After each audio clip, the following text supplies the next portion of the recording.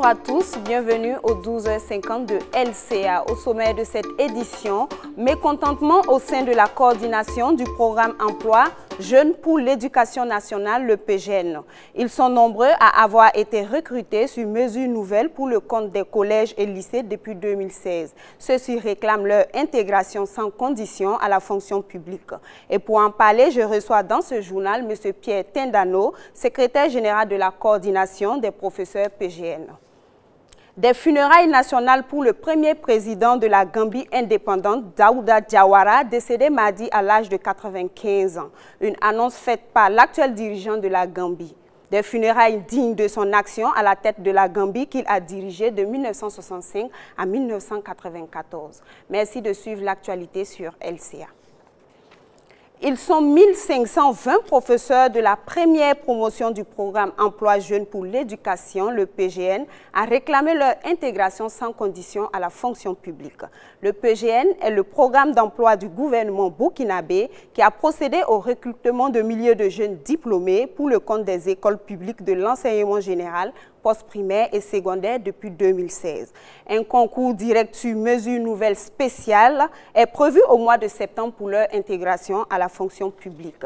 Cependant, les enseignants du PGN ont dit face à la presse hier, mercredi 28 août à Ouagadougou, ne pas épouser l'esprit du concours direct qui est exclusif.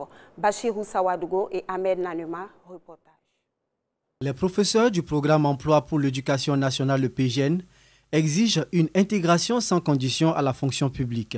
Suite aux travaux d'organisation du concours direct sur mesure nouvelle spéciale, initié le 19 août dernier par le ministère en charge de l'éducation nationale, le bureau de la coordination des professeurs du PGN a convoqué la presse ce mercredi 28 août à Ouagadougou pour revendiquer l'intégration totale des 1520 enseignants du PGN. Nous voulons l'intégration et sans condition pour tous ceux qui sont concernés pour ces recrutements de 2019. Le président du FASO lui-même, je rappelle, en avril, il a dit devant les journalistes que toute personne qui va rester dans ce programme-là, à l'issue de 3 ans, l'intégration est déjà office. Selon Pierre Tindano, SJ du bureau de la coordination des professeurs du PGN, l'objectif du programme était non seulement de résorber le déficit enseignant, mais aussi de trouver une solution à la question du chômage. Les sorties médiatiques du ministre nous interpellent fort parce qu'il dit quoi?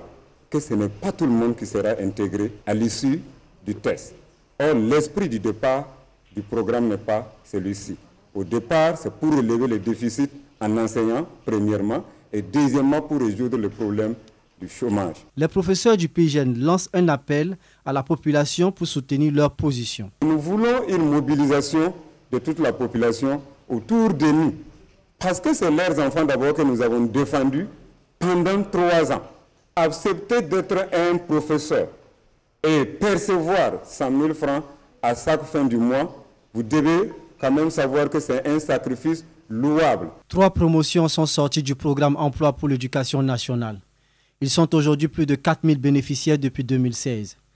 Le test d'intégration à la fonction publique concerne uniquement la première promotion qui est au nombre de 1520. Cependant, les professeurs du PGN réclament leur intégration à la fonction publique sans condition au vu des sacrifices qu'ils ont consentis.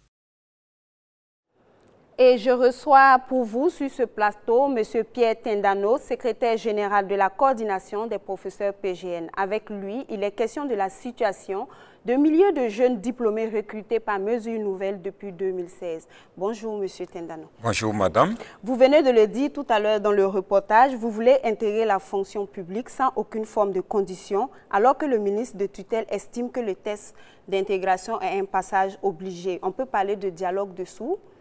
Bon, je vous remercie, Madame. Je remercie la télé LCA qui nous reçoit ici parce qu'elle s'intéresse à notre cause. Et il faut d'abord rappeler que ce n'est pas la première fois qu'on intègre les gens à la fonction publique sans passer par un test. Je pars d'abord de la loi 13/98 du 28/04/1998 qui a permis le contractuel permanent de l'État par la loi rectificative, la loi 081, d'être intégré à la fonction publique comme maintenant des fonctionnaires de l'État. Il faut encore dire que c'est comme je disais lors de notre conférence de presse, l'esprit même du programme étant d'abord de résorber les déficits en enseignants et encore de résoudre le problème de chômage de jeunes. Et encore, leur communiqué du départ qui disait clairement que toute personne engagée dans ce programme-là, à l'issue de 3 ans, sera intégrée à la fonction publique. Bon, la raison pour laquelle nous sommes en train d'interpeller le ministre de la fonction publique et les autorités dans son ensemble, que nous ne partageons pas actuellement leur vision, nous ne partageons pas leur façon de voir les choses à l'heure actuelle. Et vous pensez que vous êtes dans la légalité d'exiger de rentrer dans la fonction publique sans passer par le test? Je pense que vous-même, vous venez de me répondre, parce que est-ce qu'on est dans la légalité?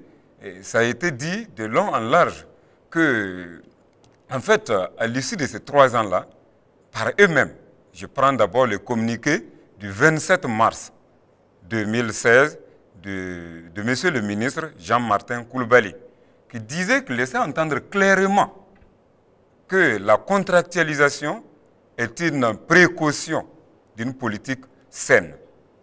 Et la contractualisation dont le PGN vivait, c'était pour permettre de savoir d'abord si l'intéressé avait une vocation d'enseigner et qu'à l'issue de ces 3 ans-là, il n'en est pas question encore qu'il y ait une question de désintégration.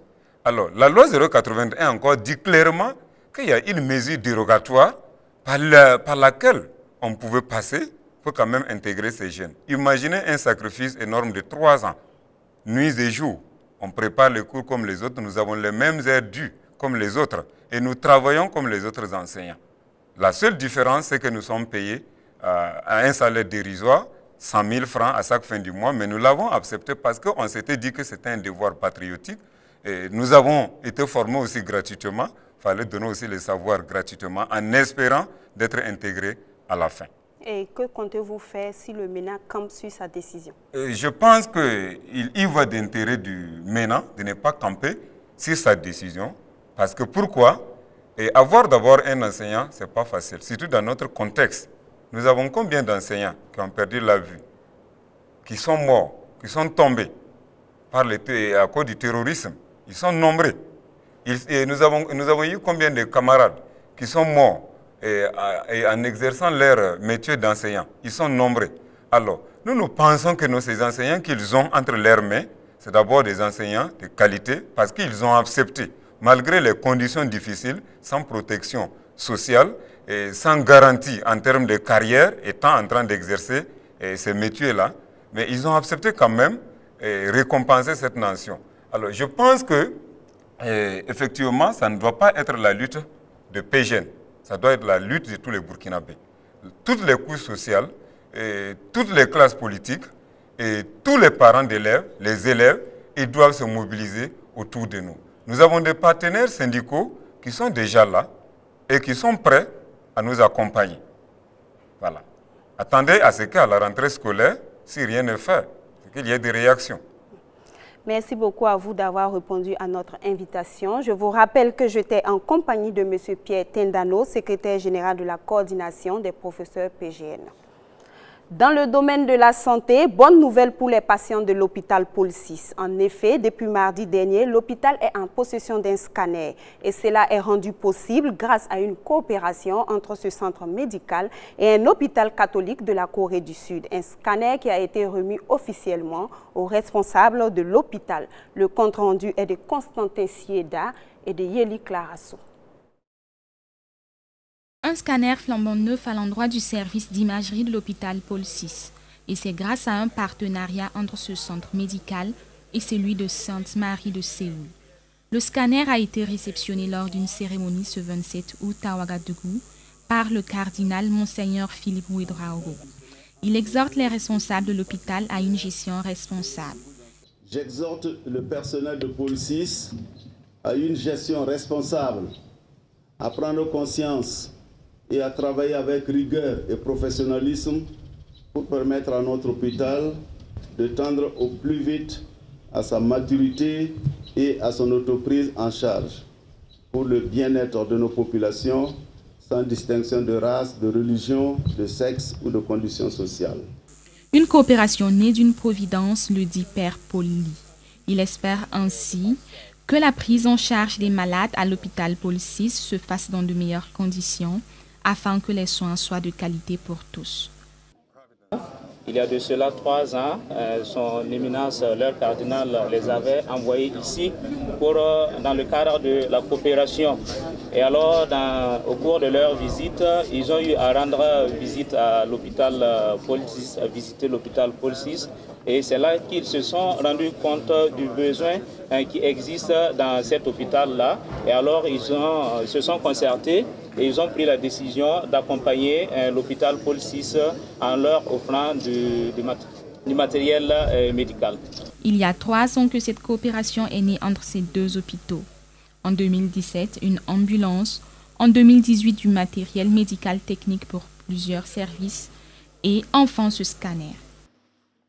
En sport, du côté du Rabat, les Jeux africains battent toujours leur plein. Les étalons U20 se sont qualifiés le mardi dernier à Salé au Maroc pour la finale des Jeux africains en football, en battant le Sénégal en demi-finale au tir au but 5-4. Le compte rendu avec Salif Kaboré, notre envoyé spécial. Le Burkina Faso en voulait sportivement au Sénégal. Dès la 8e minute de jeu, Cheikh Djibril Ouattara, le capitaine des étalons, échoue sur une reprise de volée qui, pourtant, s'il avait réussi, se logeait dans les cages sénégalaises. Les étalons de Burkina Faso continuent de presser l'adversaire jusqu'à la 42e minute de jeu. Sur un centre de Ilyas Dianda dans la zone de vérité sénégalaise, Ismaël Ouedraogo Dingolo Kanté est séché.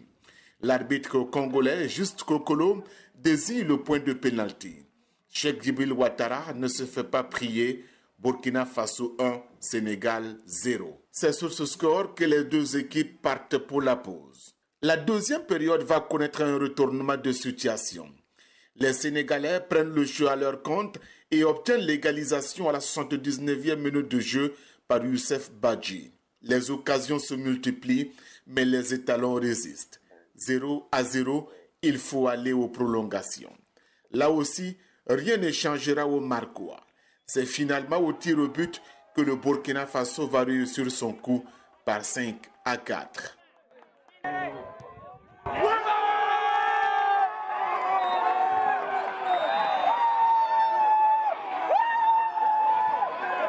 Très content d'aller en finale puisque depuis le début de la compétition on s'était fixé un objectif, celui de sortir dans la phase des poules.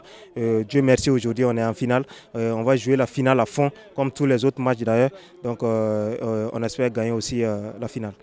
Burkina Faso-Nigeria, une affiche intéressante à suivre ce vendredi ici à Rabat. Le mardi dernier également, le Burkina totalisait 2 médailles d'or, une remportée par Hugues Fabrice Zango au triple saut avec une performance de 16,88 m et l'autre par Laetitia Bambara au lancer de marteau avec un jet de 65 m. Salif Kabouré. La journée de ce mardi 27 août 2019 a été prolifique pour le Burkina Faso. Après l'entrée en compétition des étalons en athlétisme le lundi dernier, des médailles étaient attendues et c'est fait. Fabrice Zango a enlevé la première médaille d'or pour le Burkina Faso en triple saut avec 16,88 m.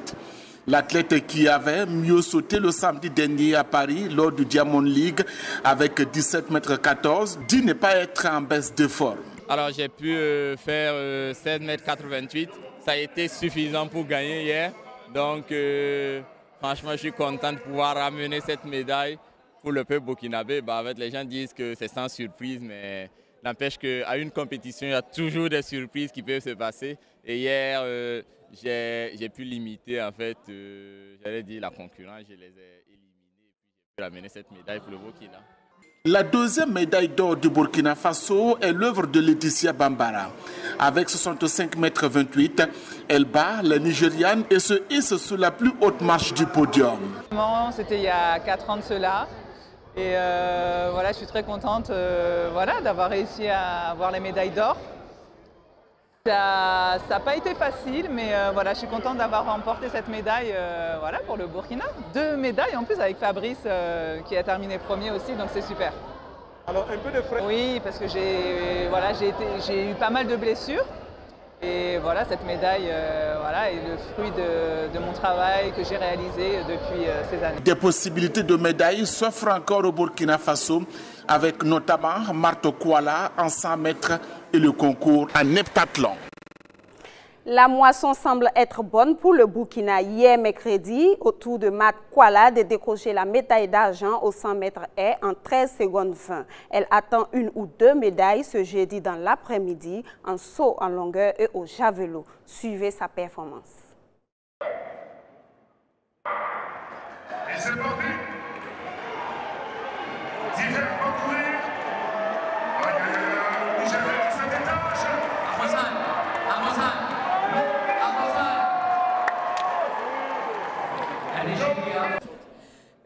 Je vais pouvoir parce que j'ai l'habitude, donc tout ira bien.